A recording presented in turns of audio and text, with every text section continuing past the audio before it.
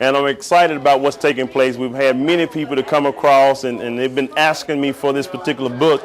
And I didn't even know I was going to be writing a book. You know, this actually all started from many years ago, where I actually had a CD that I had put together on some success principles that I had gone through in order for me to have the type of success that I'm having.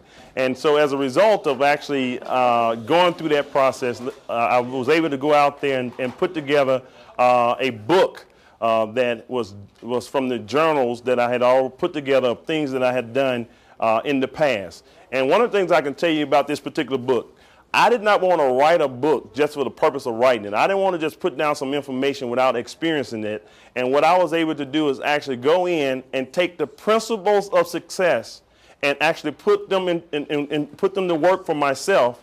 And then I penned a book so that a person can go out there and follow the roadmap to success that I had gone through in my life.